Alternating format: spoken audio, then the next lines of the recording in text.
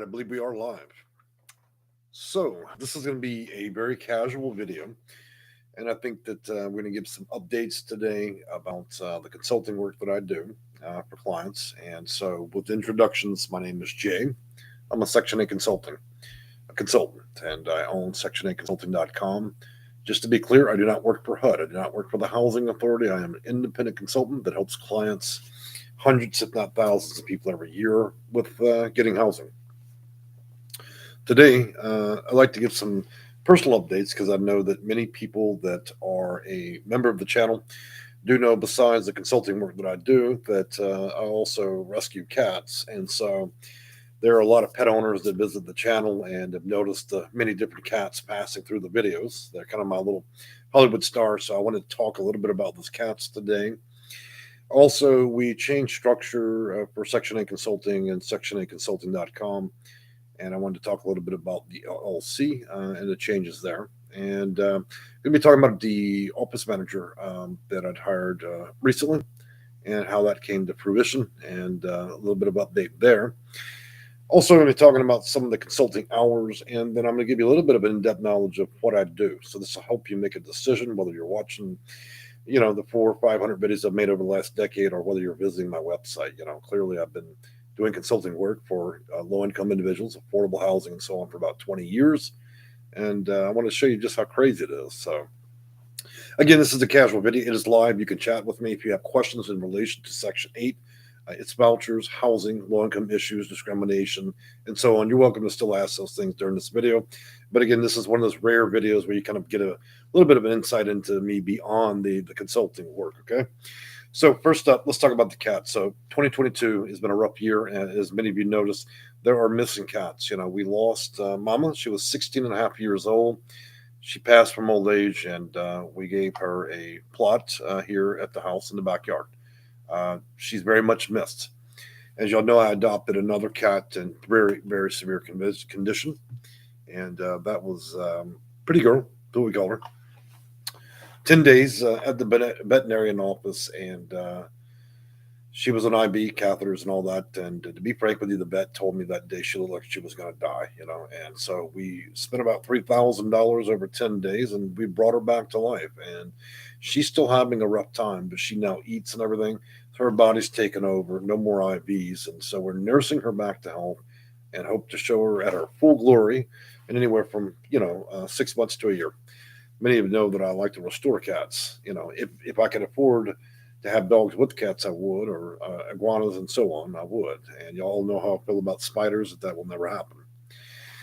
Beyond that, we lost another favorite in the family that's never been present really in our videos, but y'all have seen him occasionally, and that's Snow Bear.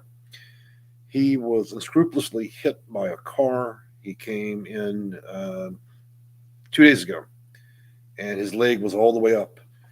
So the asshole that hit my cat. Now, clearly, it's my responsibility to take care of my cats, to ensure that they don't run out roads and all that. That is my responsibility, and I take full responsibility for the death of my cat. However, thing about that is he was already wild. I could have him in the home. I could take care of him. I could get within a few feet, but you would never pet this particular cat. But he was loyal. He was a good cat and very much missed. So he snapped. He had a spiral fracture in the leg, and then I thought that was all it was. We had the option to remove the leg, and I was willing to spend whatever it took, even if it was $5,000. So the leg was an option, and we tried very much to save his life. By the next day, we realized there was massive internal hemorrhaging, and to be frank with you, I regret my decision keeping him alive overnight, because I know he was an absolute misery. That was my attempt. I had to make a choice. Could I not take his life, or could I wait just 24 hours, have him in misery, and then be able to save his life? And I do regret that decision in some ways. The result was the next morning there was blood everywhere. And so we had to put him down. We had to let him go because it was too bad. And unfortunately, a three-legged cat, you cannot care for it. I have bite marks on my hands from trying to collect him.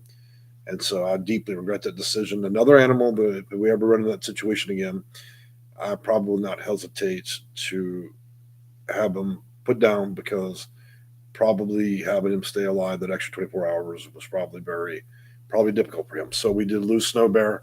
I miss him immensely, and he is out back with Mama Girl. So we've had a terminally ill cat as well. He's got the equivalent of HIV, but they call it FIV. So Big Papa's, is very sick, and right now he's doing okay, but he's not so well. Doesn't move around a lot anymore. So we don't know when he's going to go. So we got one sick cat, we got one terminal cat, and then we've lost two. All this in 90 days. If y'all know anything about me, I do care very much about my clients, seniors, disabled, and so on. And I care about the same level, with these cats. So it affected me immensely yesterday, and I was kind of in shock the whole day. I'm probably one of those people that seem to, like a radar for pain, I guess. So that's where we are. So right now, I'm just kind of revisiting my efforts to keep ensure the rest of the crew does not die of other issues. And again, there's a lot of regret. Okay. So, for some better news for us, I have switched from a limited liability company to a limited liability corporation. Why does that matter to y'all? It probably doesn't. I just thought I'd break it up. So, this is a filing, state of Texas. We'll move in. And as you can see, I am registered with the Secretary of State. So, these toddlers running around on my channel telling me that my company is make believe and a scam. You can go jump off a bridge. That's how I feel about that, okay? Because that's the issue with trolls. Once they're faced with the reality that we do exist under the subsections of law and federal law, that shuts down idiots quickly. So, anyways, that's not the purpose of me showing that. It's just that we're changing the incorporation to include employees that can help me. Moving on from that, I'd like to talk to you about the business manager. This is the main part of the video is talking about the crazy world of being a Section 8 consultant. One thing you should realize is people call and email me all day long and all the way through the night. I choose, and I have chose for years and years and years to accept those calls because I realize everybody's situation is different. Some are very pressing. Some people only have days or a week when they call me. Um, So part of that craziness is I think a lot of people realize that a little bit less than half of all the people that contact me do suffer from other issues, developmental delays, mental health issues related to schizophrenia and other issues. I am one of the very few consultants that will take on those cases where other people simply do not want to deal with it because mental illness displays in many ways, and that's what I choose to call it. I'm sure there's other clinical names for mental illness, but I don't know what they are currently. But I just want to say this: I've got people that hire me, that harass me, that'll curse me out, and I understand what they're going through. There are moments that their life and reality is really good for them, and there are other points that are not. And some people fail under stress and all that. Look at the job that I do; it's very stressful because some of my clients become adversarial and they damage their own case. Some people seem to live in a unicorn world, where you have rainbows and butterflies, and they think that vouchers will show up, that they hire me, and they believe that that would be the end of their sole responsibility, and they expect a voucher in the mail on a Tuesday. Just completely delusional. So I thought that I would tell you that it's not as simple as just picking up a phone.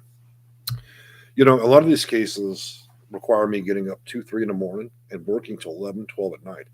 There's lots of people that do that. But to sit here, you have to have a good mind for this. You have to be able to interpret a vast amount of information. And when anytime the government writes documentation, policy procedures, and data manuals, I have to read all that. I have to shorten it because there's a lot of fluff. Think about this. If you take a job at the government and they say, hey, please write a manual on how we're going to do procedures for housing authorities, would it not be in your interest to write a million words simply because you're earning more money the more you write, right? So it could take a year to just write a bunch of fluffy manuals. That's a lot of what I have to deal with. Now, if they were paid a certain amount, and it would be in their interest to write these manuals very concisely, but they don't. So a lot of research and time and calling housing authorities that prefer never to answer a phone. If y'all think you got it hard with seeking out housing, I do it every day with these people. I also deal with attitudes and all kinds of things that come from HUD itself, housing authorities, and so on. They're not pleasant to me either. Actually, they become more adversarial once they realize I'm involved. So, it is a bit crazy, but let's talk about that manager I hired. So yeah, I think some of you already suspect what I'm going to tell you. I had to fire that dude. Let me tell you something, man. This guy puts in wonderful effort. It's like going to the World's Fair. He shows up, does this fantastic job the first day, and then he thinks his new job is to smoke cigarettes, chew bubble gum, and sit on the back patio and get a suntan. Look, I had to put him out. I was like, look, man, you're not ready for this. Maybe go down to the Taco Bell. You can work at the window, but this job isn't for you. It was like working with somebody, and I'm not really trying to speak badly about the guy, but really, it was stupid on my part not to check better. I think we all, those of us who owned a business before, understand that he doesn't simply care about this stuff. It's a little more than a check to him, and I just had to put him out. I don't got time for it, and he certainly did not display an IQ that would have indicated to me that he would be able to interpret a high level, would be able to take in a lot of information or even care about my clients. That's what's dangerous about this business.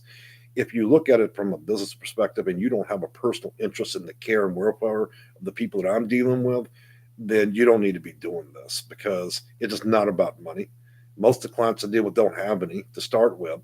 And so to jump in this and act like an asshole or a rodeo clown and pretend that you're a consultant is egregious at best. So, anyways, he no longer works for me. I guess he'll find something with the rodeo clown show, the whatever they're doing down the street. Beyond that, we're going to be moving our business hours tonight, because one thing that's been insufferable, or for those of you that are on the West Coast, California, and so on. So a lot of you are seeking advice, and through the early parts of this, I'm a morning person, so a lot of my business is with the intent of having people start at 8 a.m. Central Standard or Texas time. And so a lot of people in California, man, would force them into having to be up at 4 in the morning to answer the phone at 5 a.m. And so I find that it's more preferable for most of you that want to do consulting work. We just switched to nights. And the beautiful part about that is I'm able to conduct part of my life in the morning and concentrate on casework for a lot of you guys. Because some of you have a very serious amount of casework that needs to be done, and it takes a while to get those answers. So we're going to be moving it to between 5 and 6:30 p.m. Central Standard Time.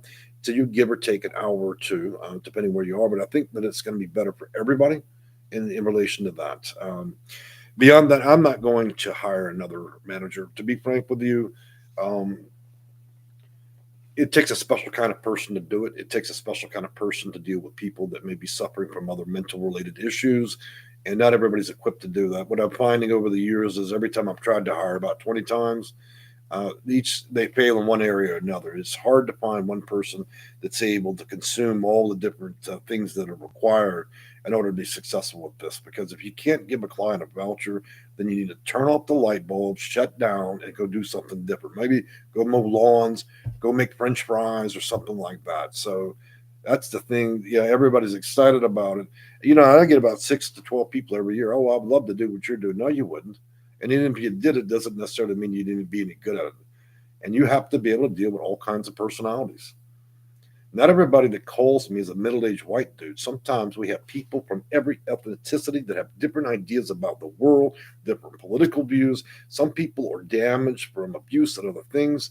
And so you may have somebody on the phone that's crying in a jag, other people that are having a meltdown with schizophrenia, others that don't trust you at all. They've hired you, but they don't trust you. I get that one a lot, and then after 20 minutes of talking, they trust you, it is a crazy world. And, the texting at 2 in the morning, people, so there's so many different things that can come along with this. The main thing is if you have a skin made of pure iron and you enjoy talking and dealing with people, then you could be a Section 8 consultant. You might survive this without giving yourself a stroke. I've learned in some ways how to help navigate the system and get through it quickly. And that's to be concise in the information when I'm talking with people, to understand what they want without all the unnecessary bullshit. Okay. Another thing is when I deal with people like on the Upper East Coast, they are like lie detectors. They're not interested in being sold anything. They just want simply a factual basis of what you're going to do for them and the perceived outcome over time. So, and that's what I think makes this crazy, because it's a very unique job, and so are the clients that come with it. But with the many clients, the reward to it is not a payment. It is seeing people leave the streets, leave the homeless shelter, quit getting off grandma's couch, quit staying in a project-based housing, and so on. Uh, the most important things as a human, outside of food and water, is your housing. Housing is the most expensive thing that any person or one family could need, and so that's a very serious matter that cannot be dealt with like it's a little payment plan and stuff like that. We live in a world where everybody wants give me 99.99 a month for the rest of your life services. You really can't put a price tag on what it takes to get people what they need, so they have a safe and affordable way to have housing. And then you compound these factors by a pandemic and a system that is already generally flawed, and we're trying to navigate that, find any way we can, scratch and fight to get through that system. It becomes difficult, but it's doable because I'm absolutely a very determined man when it comes to that. And practice makes perfect. If you start doing consulting work and you hear housing authorities with their nonsense and the different lies and games they like to play over a course of time, 5, 10, 15, or 20 years, eventually you hear every lie 5 to 100 different ways. It means that I've now built a resistance. I know how to circumvent the process that's so ridiculous. And then you compound that by the factor I'm dealing with 50 states. Each state could have up to 100 counties. So I've been lied to in every way conceivable.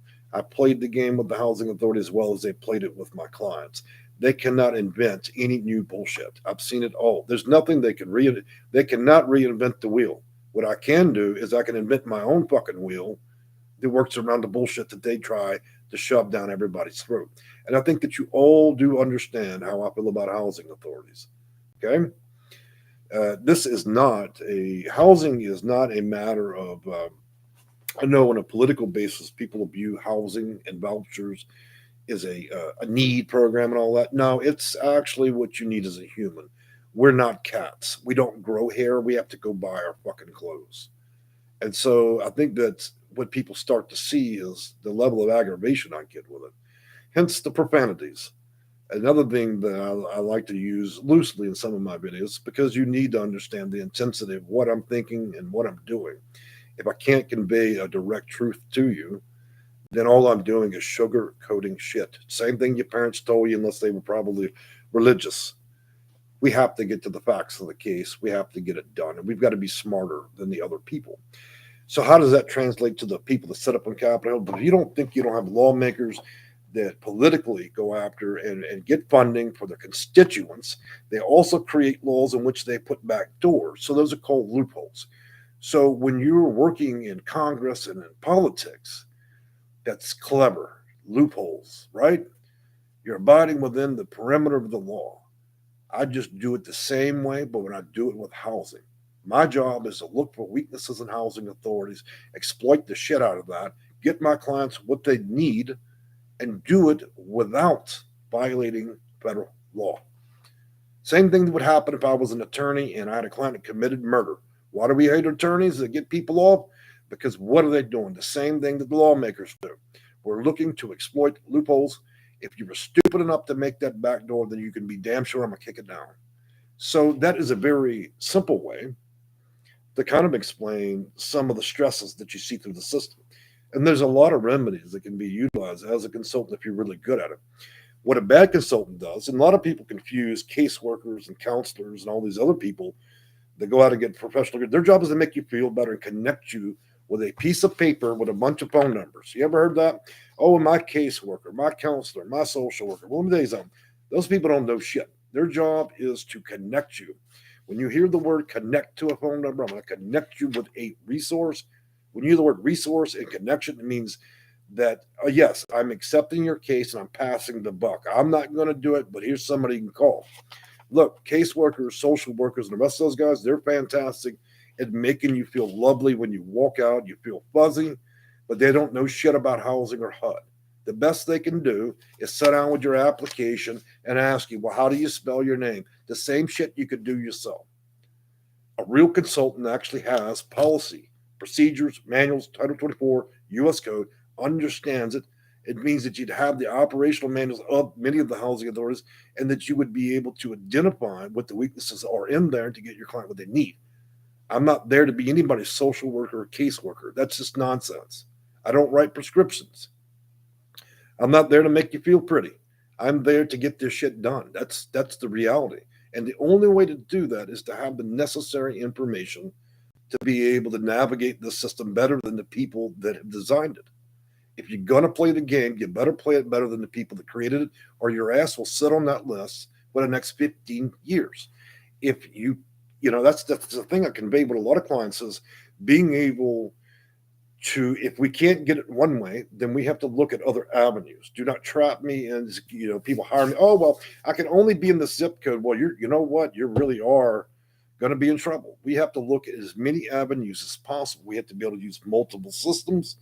And then we have to be able to compel the agencies to consider your case above and beyond others. To do that, you have to know an immense amount of information, and you have to be well practiced. You don't just go in and go get your little certificate about the bubblegum machine and then start and you've been at it a year. You don't know anything. And the other thing is, I like to mention, Google and YouTube. There's lots of people that make videos. Like I said, one day they're an expert party clown. The next day they're an expert at fidget spinners. And this week, to get a few wooden nickels to put in their pocket, they're going to be a Section 8 consultant that makes some bullshit video. Okay. They don't know anything. But they're making videos how to get housing passed. Look, guys, be careful where you take your advice. You'd have a better time getting advice from the woman at the Taco Bell drive-in window, or you can go down to McDonald's and talk to the cheeseburger maker, and they would be able to get you the same level of advice that I'm seeing in a lot of these videos. Just nonsense. Google, outdated. So Google's fantastic for a lot of things. Trust me in that respect. But however, when you look at Google for what it really is, there's not a great amount of content in relation to housing that's accurate.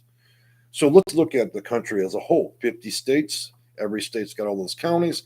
We have information that's been published on YouTube and on Google. And on Google, a lot of that stuff is in relation to an experience for one housing authority in one county. That would be fantastic if every state and county operated the same way. They don't. So anytime you're getting that information out there outside of U.S. Code and Title 24, even policy and procedure, it was only effective by the writers. When a writer wrote it, that information is only effective to the place that he's at and the housing authority is dealing with. Otherwise, they're publishing their shit across Google as if it were a fix-all. And the information and articles that are written, you got one person that writes a really good article back in 2010. Then you got 50 other lazy ass people that go in. What they do is they re-roll the information, steal a little bit from one side, steal another from one, steal from me. And then they create a really big nonsense article. How to get housing. You get there and it's the same 8 steps to bullshit. Nobody could possibly get housing based on any of these fucking articles on Google. They're a fantastic joke from lunatics that are just simply plagiarizing each other. Same old stuff. 3 steps of this, 3 steps of that. Let me ask you a question. In the real world, is there 3 steps to anything? It's like it's fresh out the bubblegum machine. So that's why it's imperative that you make very good decisions when it comes to housing and the consultants you deal with, because the reality is there's a lot of people in this for the money, and there's a very small amount of people that actually give a shit. And if they do care, do they actually have the credentials and understanding to be able to navigate the system in a fair and reasonable way for our clients? And could they tell you the truth? Is what they're offering, is it actually worth what they're actually asking for? Can they produce those results? And have they disclosed that they do not have a perfect reputation? Even I don't. I fail anywhere from 7 to 10% of the time to actually get clients anything. You'd had a better time getting drunk at a casino and blowing your money than spending it on me. But the other 90 to 93% of the time, you have an absolute fantastic opportunity to be able to navigate it. So that's reality. That's a truth. And if you can talk in those terms and understand it in those terms, then you've got a really good consultant. And look, go look it up, Section 8 consulting, HUD consulting. So let's talk about some of the fantastic options that are actually out there besides me. You can call a HUD specialist, okay? That'd be a lot like you opening up the phone book. And I already know how that conversation will go, but I encourage you, please do call HUD. Ask for a specialist, talk to them. You're going to get about 5 minutes of consulting, then they're going to connect you to resources. Then let's step it let's go down the ladder. You can call the housing authority. Now you got Nancy and Bob working over there. So if you've ever been talked to if you ever been talked to like trash and can't get a single clear fucking answer, call the housing authority. If you don't believe me, call down there and see if they're holding prayer circles and handing out donuts and crumpets and everything, and see if they actually care about anything you're saying. And then you step it down from there. Your other and last and final resource would be called 211. This is where we take people that are off the street that are delusional. We give them a keyboard and a monitor. You call them thinking they're some professional. They don't know shit, and they hand you four out of the five numbers they're going to give you. Because remember, their job is to connect you to resources, passing the buck. So you call the crazy people with a keyboard, and four numbers don't work. They lead you another agency, and then what does that nonprofit do? It's going to send you in a wild tirade to call 10 more numbers. This is the system we deal with. So the crazy world of being a sectioning consultant, you're either really good at it or the other 98% are really bad. And that's my consensus after 20 years.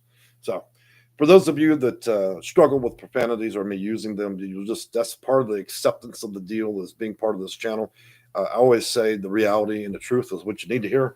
If you're looking for sunshine and rainbows and somebody that's got this bubbly, airheaded personality, there's lots of those clowns on YouTube. You can always take advice from them, but I think that you'll arrive in the conclusion after 2 minutes that they're crazy. They're either crazy or they're just a personality. They're not really in this for this. So beyond that, we're gonna switch those hours to nighttime, and what I'm going to do is we're going to change a little bit how the casework works, because one thing that I've been doing is open it up. So a lot of people, oh, well, that's kind of expensive for a consultant. No, it's not. You have unparalleled access to me, which means you're able to call me. People call, they leave a message, and of course, in the order in which I received, I call back. But most people see me respond to their emails almost instantaneously. Most people that leave me messages get calls within an hour or two. And then in some other cases, like Mondays, when it's nuts and everybody wants to do all their business, it may take me a following day or two. But I can think, does your lawyer call you back that quick? Huh? Does a mechanic call you? I can think of 1,000 different things in the world that you people tolerate, and they don't get an email response for a week. I'm fast compared to most people. You see my point? So when you do get casework and you're working with me, you have the ability to call them whenever. You don't need no appointment. You can simply call, and I get back with you. And then the same thing with email. That's what it is. It's not a collection of money. I'm not sitting in the palace here. I spend more time in his office than I do living. And for my sake and everybody else's, I hope I'm around for a long time, because it's extremely hard to train another person to do what I do. There are no policy. There's no manuals out there that teaches people to do this specifically. It's just a vast amount of time, effort, trial, effort, tears, and glory. And then eventually, when you understand what the whole system is, you become exceptionally good at it, or you're exceptionally bad. And that's the reality of what it means to be a sectioning consultant. So, guys, I've enjoyed talking with you. We went on a tirade. I used some profanities. Oh well, that's life. That's what makes YouTube so lovely. I speak in those terms even with my own clients, because I think that people quite find it enjoyable and refreshing. They may not like the profanities, but I think that they just to be able to hear somebody talk to them in a normal manner, and just to hear a little bit of truth, rather than some guy trying to sell you something. I don't know if you are anything like me, but when I went out and I had to purchase a car, first thing I told that salesman, I said, look, man, whatever you do, don't turn on the sales lips. Don't start lipping the sales. I already know what I want to buy here. I don't need you to start your hustle on me.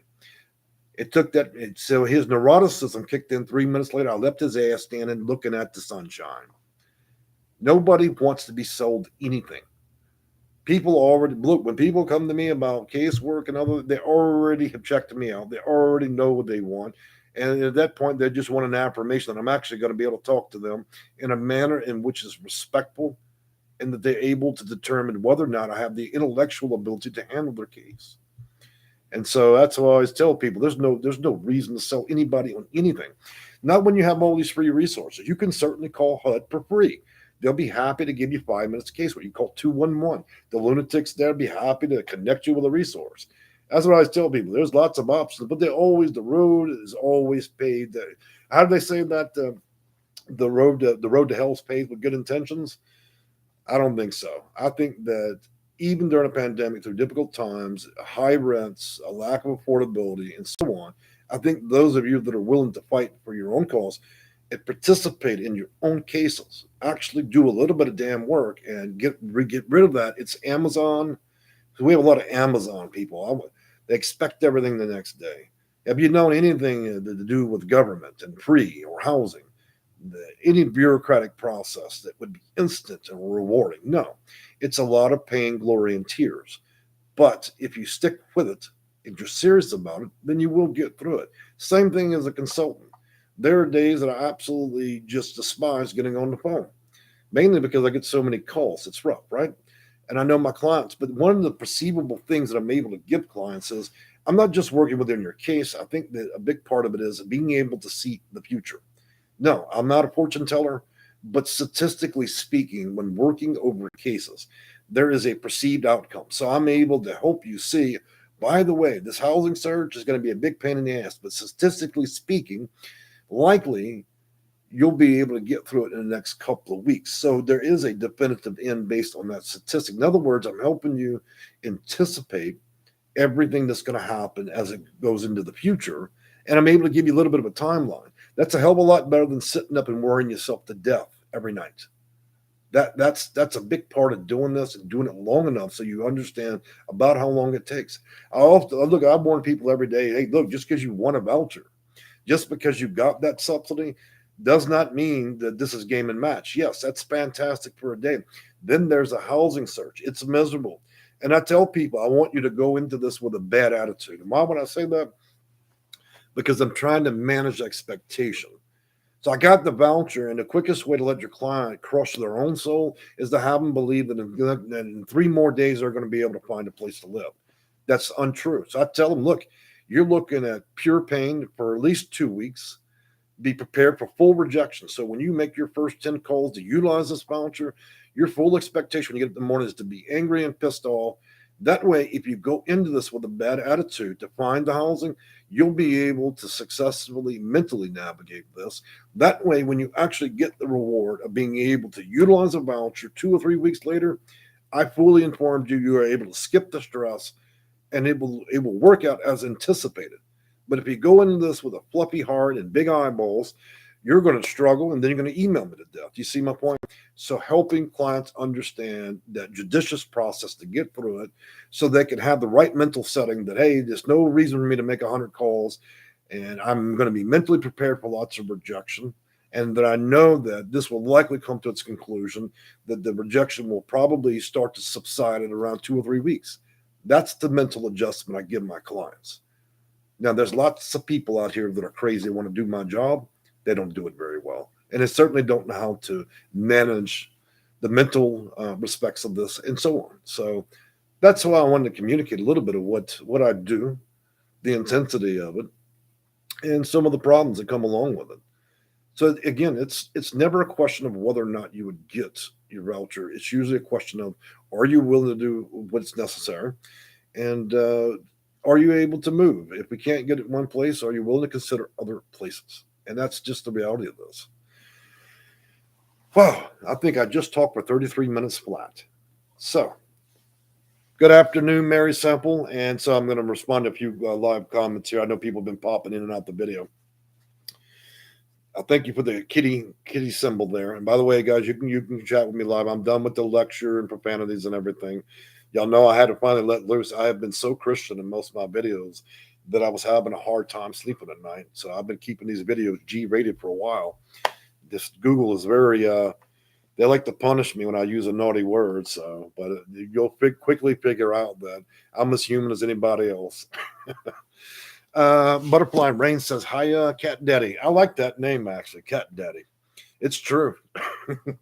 Matter of fact, I had a little girl here earlier, our newest rescue. She's still struggling with her nose cold, but I got to tell you, we've been packing the pounds on little girl. She was down to her bones after 10 days of ICU care. So yeah, Monica Jackson, how are you?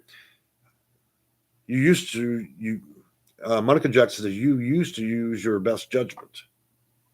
You used your best judgment. Oh, thank you, Monica, for that.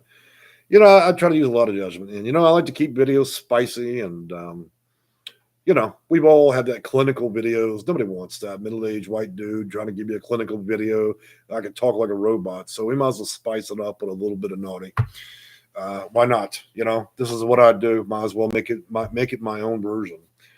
You don't always have to be in a suit and tie and keep it professional. I don't work for a bank. I work for me and my clients. So we don't really have a particular way we have to act and procure ourselves in every video. So Butterfly Rain, he knows I have PTS. He knows that I have PTSD due to being a DV survivor. And by the way, the acronym DV stands for domestic violence. And he is still very aggressive, intimidating, and intrusive. What can I do while I'm looking for a new place? So, Butterfly Rain, well, I don't know a great deal about your case, but I would suggest to you that coordinated entry in CES might be an appropriate measure. And that would be a program through VAWA. So, what you do is hop on Google. The reason I'm suggesting this is because that way you can look it up, VAWAs, which is Domestic Violence Against Women Act. It's not the act that issues a voucher, but it's a system of things that can help you utilize a voucher in relation to that. Now, what you should do is a restraining order. If you're already a voucher recipient, then you should make an immediate move to compel your housing authority under imminent threat, which means you're under imminent threat and that you'd like to move. If you don't have a voucher, then I would suggest that you should pursue the quickest system, which is COC, where they can grant you some assistance in housing in a more immediate nature, and even potentially put you up at a hotel if you were in the homeless aspect of this. I don't know your situation completely. Joseph Parra, hi Jay. Hello, Mr. Parra. I believe we're talking tomorrow, right? So actually, Joseph, I believe, is a client of mine. He might be, he might not. I'm not sure. Often your YouTube names don't match your real names, and so it's hard for me to tell whether or not you're actually a client of mine, just a member of the channel, or a random person off of YouTube. So, well, guys, my lunch has been sitting there for 15 minutes, getting cold. So I think we're going to wrap it up. So I thought this would be the spicy movie, the spicy video of the month. I'm going to probably tone it down for the rest of them. So I think we're going to address disabilities in the next video. And I want to talk a little bit more extensively about the types of vouchers we could utilize. So right now it's Wednesday. I may actually publish that tomorrow afternoon. These videos are live videos are a lot about just being in the mood to get on and do it. We've all been there, when you're in the mood to do something or not.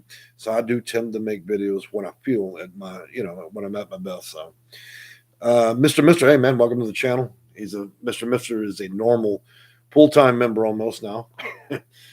And he says that he's praying for Butterfly Rain. Excellent. By the way, Butterfly Rain, make sure you shoot me an email. My information should be in the bottom of the video, and I can set you up with, and I'm not going to call and say it's connecting resources, but I can give you the information you're going to need. I do not like to disclose some details in live videos out of respect for people that are clients or may not be, because these are truly sometimes the very private matters, especially in relation to domestic violence. All right, guys, I've enjoyed talking with you, and we'll do a slower, more churchy video next time about disability. I'll teach you some of the ins and outs of how to use referral system to backdoor vouchers, okay? You'll have a great day. Bye-bye.